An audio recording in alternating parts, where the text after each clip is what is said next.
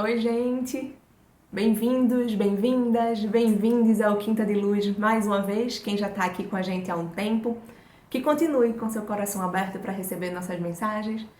Seja bem-vindo ou bem-vinda também, você que está chegando agora, você que está abrindo seu coração para escutar a nossa mensagem, que ela se propague, reverbere aí em você e te ajude também a crescer. Assim como nós temos tentado construir uma casa que divulga o espiritismo e que constrói um espiritismo raciocinado, ético, pautado no amor, na criticidade, é com muita alegria que a gente te recebe aqui. Meu nome é Júlia, eu sou mais uma dos tantos e tantas trabalhadoras da casa e tô aqui para a gente tentar construir uma conversa que seja pautada nisso aí tudo que eu falei, na ética, na boa vontade, no amor, na vontade de crescermos juntos, eu oferecendo um pouquinho e você recebendo, e você também oferecendo um pouquinho e crescendo, e eu crescendo, e a nossa casa crescendo, e nós, enquanto humanidade, crescendo.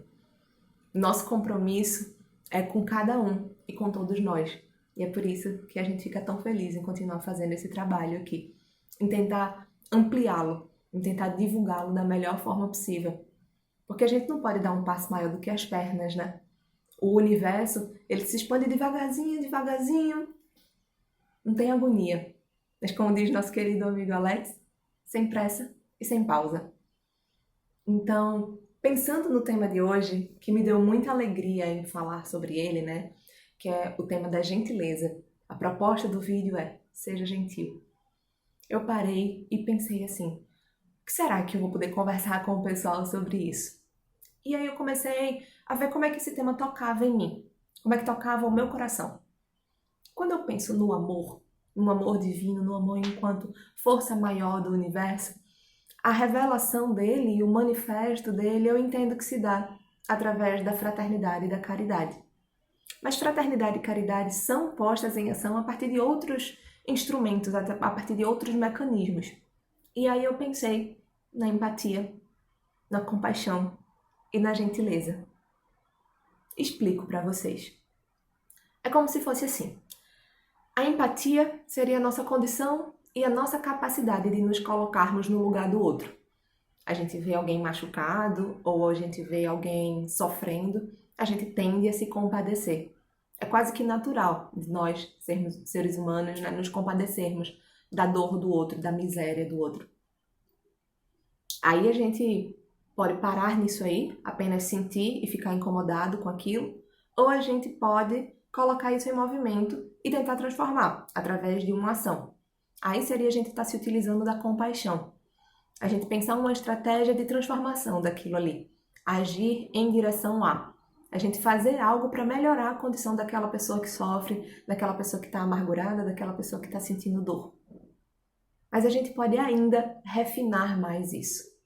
A gente pode se aproximar de nós mesmos, mergulhar naquele cantinho da gente que muitas vezes a gente não acessa, mas que está lá, naquela luzinha que só basta a gente acender o interruptor interno para que ela brilhe, que é a gentileza, e a gente abrir um sorriso, e a gente oferecer colo, a gente oferecer um abraço.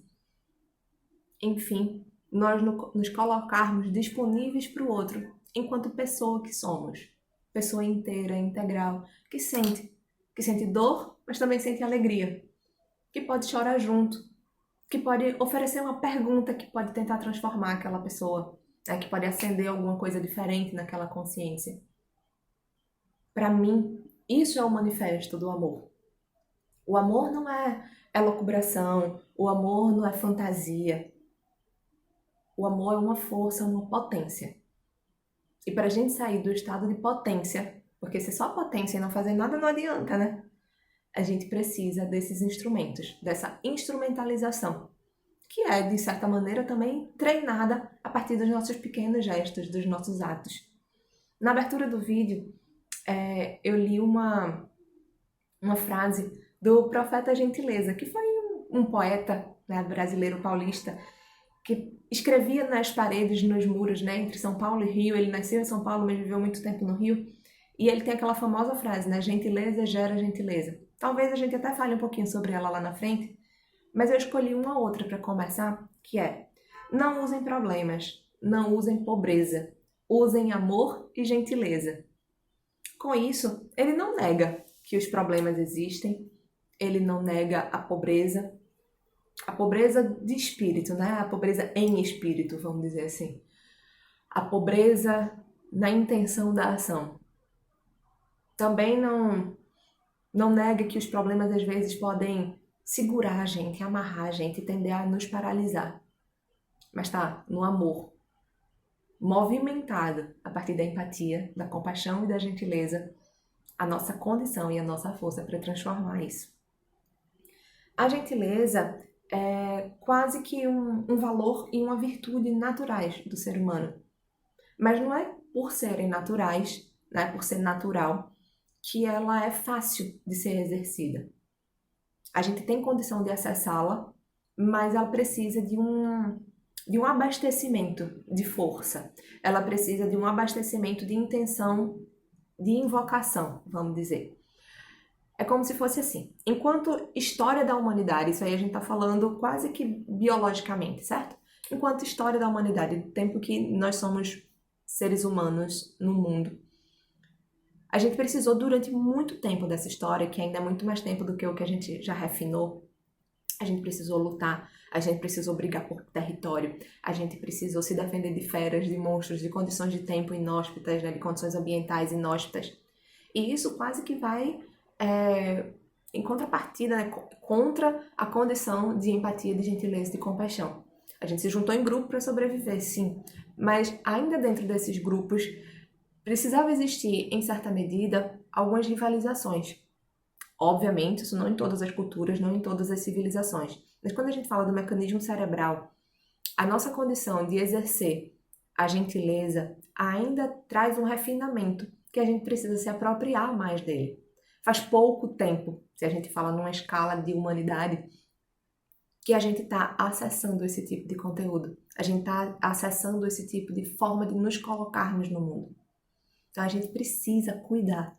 Agora que a gente já evoluiu em tantas coisas, a gente precisa atentar para isso e não desperdiçar a chance de evolução. Não desperdiçar a encarnação mesmo, né? A gente tá aqui para aprender, então bora lutar para aprender. Vamos construir isso juntos. A professora de filosofia Lúcia Helena Galvão, ela fala algumas coisas muito interessantes sobre a gentileza e ela trouxe uma ideia de que uma das origens da palavra gentileza seria dar à luz, trazer à luz. E aí, pensando sobre isso, me vem a ideia de que a nossa condição de abrir o nosso coração, abrir nossa mente para atitudes gentis, é como se fosse um novo nascimento mesmo. É a gente acessar a luz de uma outra forma. É como se, ao acender aquela luz, ela não parasse de brilhar. Quando a gente enxerga alguma coisa, quando a gente vê algo, não tem como a gente desenxergar, não tem como a gente desver. Um ato de gentileza é tão transformador no nosso coração, é tão transformador na nossa vida, que deixa marcas profundas na nossa psique, no nosso espírito e nos acompanha para sempre. Fica lá, como uma cicatriz. Mas como uma cicatriz de uma coisa boa. Como uma memória a ser acessada todas as vezes que a gente se predispuser ao bem, que a gente se predispuser a colocar isso em movimento. No Evangelho segundo o Espiritismo, tem um texto de Lázaro, no capítulo 9, que se chama Bem-aventurados os mansos e pacíficos, e ele está falando sobre a afabilidade e a doçura. Eu não vou ler tudo porque é muito grande, não é tão grande, mas ficaria cansativo aqui. Mas eu vou ler para vocês um parágrafozinho, que ele diz assim: não basta que os lábios falem leite e mel, se o coração nada tem a ver com isso. Trata-se de pura hipocrisia. Aquele cuja afabilidade e doçura não são fingidas nunca se contradiz. É sempre o mesmo diante da sociedade ou na intimidade, pois ele sabe que pelas aparências pode enganar os homens, mas não pode enganar a Deus. Isso é uma coisa bem importante, porque no começo do texto ele está falando para a gente ter cuidado, para não se iludir e se deixar enganar com falsas atitudes gentis, falsas atitudes de afabilidade e de doçura. Porque nós ainda estamos no processo evolutivo. Nós ainda estamos caminhando no nosso melhoramento, no nosso aperfeiçoamento. Acabei de dizer, né, que a gente tá nessa escala de tempo aí, ainda nos refinando, né? Nós ainda estamos nos refinando enquanto seres de coletividade. Mas é a partir dessa própria intenção de refino que a gente se refina. Vê que massa. É muito legal, né, quando a gente para pensar que essa evolução do indivíduo está diretamente ligada com a evolução da humanidade, com a evolução planetária, com a evolução do cosmos. Com todo esse amadurecimento, a gente cresce junto. E aí eu volto lá, né, para a professora Lúcia Helena Galvão, porque ela traz uma reflexão que me chama muita atenção. Ela diz assim, não vou lembrar ipsiliter o que ela fala, mas ela está refletindo sobre a nossa condição de perceber o nosso ato de generosidade como parte integrante de quem nós somos e de como nós nos colocamos no mundo. Vou explicar melhor isso. Por exemplo, a gente vê uma pessoa chorando, machucada, a gente se compadece, a gente pode se colocar em ação, a gente pode promover alguma transformação ali. Mas muitas vezes é mais fácil a gente agir com gentileza, com generosidade, com caridade mesmo, com o que está distante, desculpa, para aquilo que está distante, com aquele que está distante. Porque a gente acessa quando a gente aguenta, quando a gente pode. Mas é só a gente não querer olhar, a gente não querer ver, a gente não querer enxergar que a gente se afasta.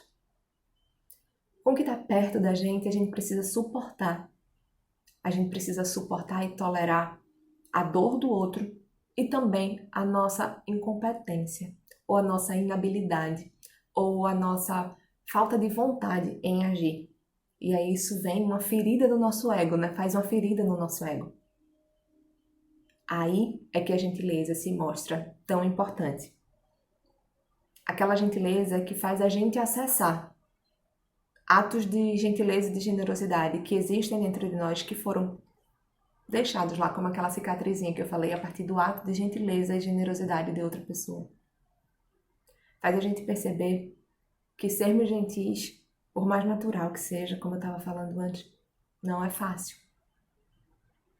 Requer muito autoconhecimento, requer muita maturidade para a gente saber o nosso limite e para a gente também saber respeitar o limite do outro. Saber quando cabe falar e quando é necessário calar. Saber que oferecer não é garantia que o outro vai aceitar.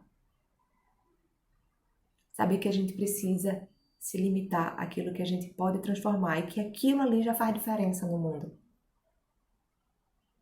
Ser gentil com o outro é aceitar o outro como ele é, sim, sem fazer um julgamento de valor, mas também não é baixar a cabeça para o outro e simplesmente dizer, ele ou ela é assim mesmo. Não é disso que se trata. Se a gente quer agir com gentileza, com generosidade, porque a gente quer cuidar, porque a gente ama, a gente vai querer extrair daquela pessoa o melhor dela. Então a gente vai oferecer para ela o nosso melhor.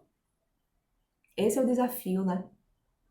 A gente não julgar, mas ainda assim a gente querer plantar lá uma sementinha de amor.